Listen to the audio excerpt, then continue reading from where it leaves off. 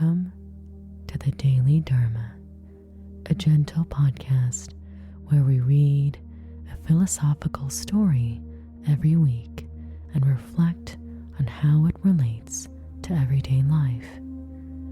Our focus is to use Buddhist philosophy to understand the complexity of modern life and find achievable and accessible pathways to peace and happiness.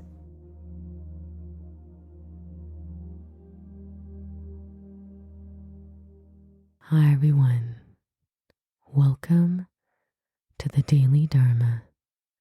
In this episode, we'll be talking about seeking stillness, why it's hard to find stillness, and why it's still worth doing so in our daily lives.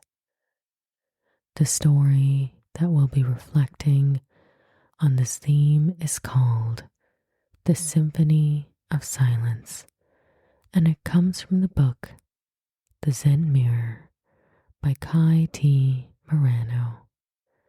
Here is how the story goes. In a vibrant metropolis teeming with life's cacophony, there existed a haven of tranquility, a beautiful park known among the locals as the oasis of stillness. And at the heart of this sanctuary was a man named Hideo, a composer renowned not for the complexity of his symphonies, but for their profound simplicity and the spaces of silence they embraced.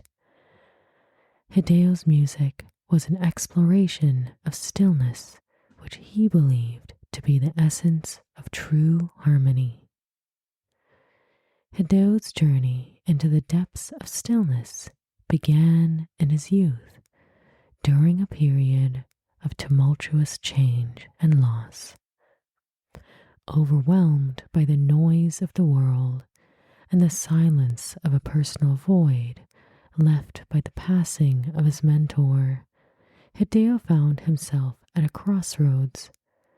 It was in the quiet of the night, in the absence of all distractions, that Hideo first encountered the profound power of stillness. The silence he discovered was not empty, but full of unspoken melodies waiting to be embraced.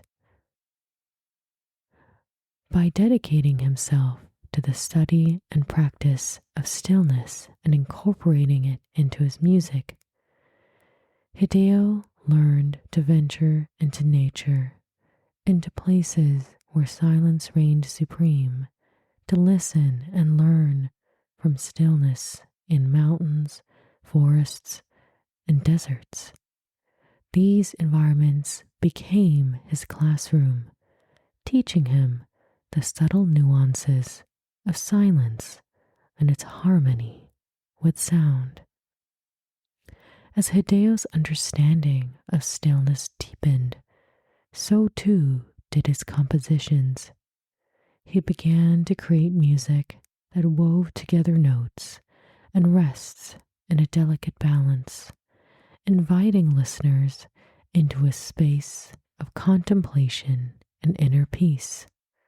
His concerts, held in the heart of the bustling city, became transformative experiences for those who attended, offering a journey into the heart of stillness amidst the chaos of life.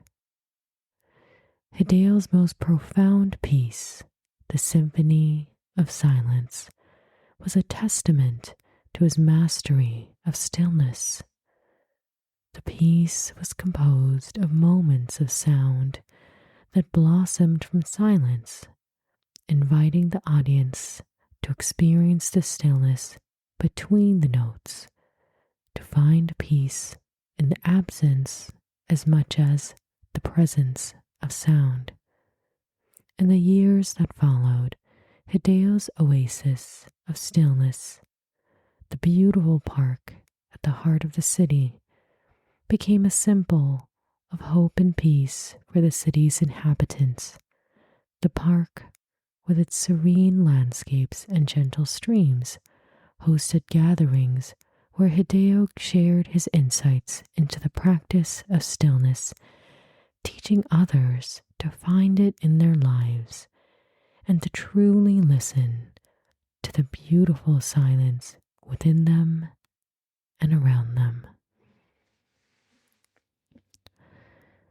I think this story is so beautiful because music is truly as much about the sounds and the notes as well as the silences.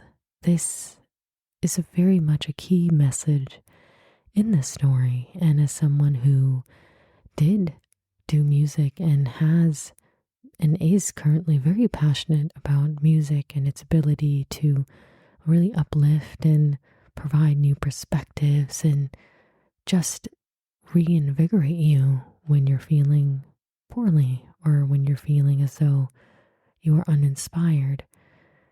I can really agree and resonate with that. And also how sometimes the sound of the world, really all the voices in your head, the criticisms, the insecurities, the exhaustion, this feeling of you keep trying and nothing is working.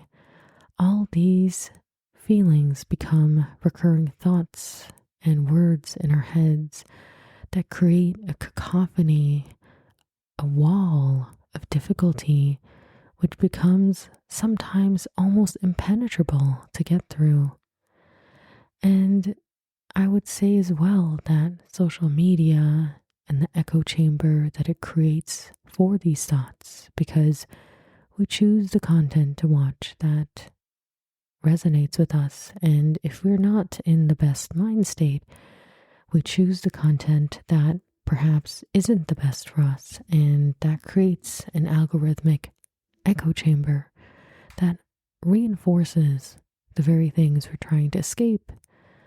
And not just that, but the people around us, while they may be behaving and speaking out of love, may not actually know how or what to say to really listen without judgment, to really listen while being present.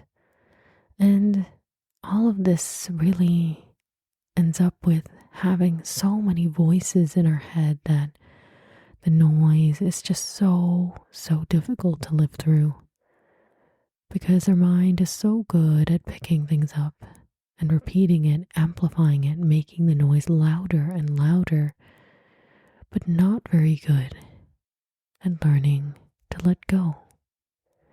And even within myself, in my practice, embracing stillness is something that I find very difficult to do, because for me, I find stillness and calm mentally through activity.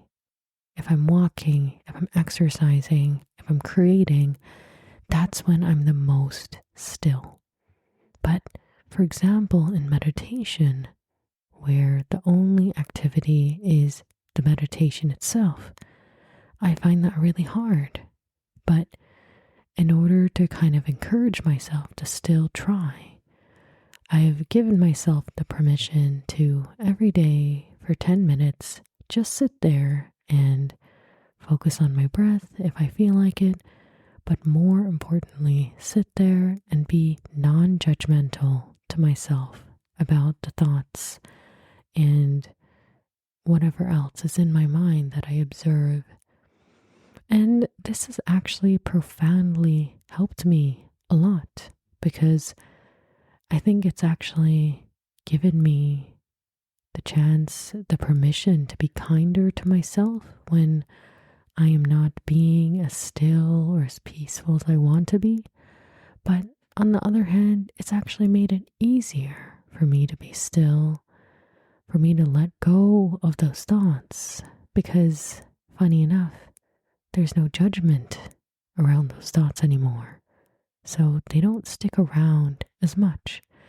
It's very interesting, really, observing this in my own mind, how in just giving myself several days, several weeks to just sit there, non-judgmentally, allow any thought in my head to come through.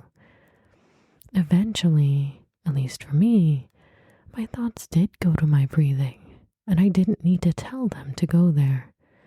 And I think that has been a really profound and beautiful experience for me, but I think it also goes to show how important non-judgment of yourself is in discovering stillness. I think it's an essential element of it, because judgment makes any thought, any emotion, anything that you feel very sticky and hard to let go of.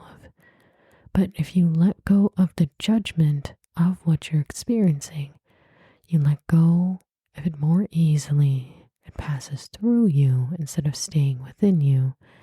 And then you're able to have that beautiful moment of silence with yourself. And silence without non-judgment is not pleasant. And therefore, even the practice of giving yourself 1 minute where you just tell yourself, no judgment, anything goes, I'm just going to sit with myself, this will absolutely help in building that pathway towards longer and greater stillness. Because ultimately, stillness is not just a destination, it's a path, it's a way of calming our thoughts, and it's a state of mind that we have to continually nurture and develop and work towards. I truly think that, especially according to Buddhist philosophy, that true stillness at the core is the very end of the journey. And thus, all of us are in different states of stillness. And we just have to keep going to the next state or the next feeling of stillness that's accessible to us. And that is more than enough to nurture our souls and to simply develop and transform into what we want to become next. Thank you so much for listening to this podcast. And just like last week, if you ever have any questions, any thoughts, any ideas, I would love to hear it. You can always email me at dailydharmapodcast@gmail.com. And I truly thank you and feel gratitude for listening. And I hope you have a beautiful, safe, and joyful week ahead of you. Until next week.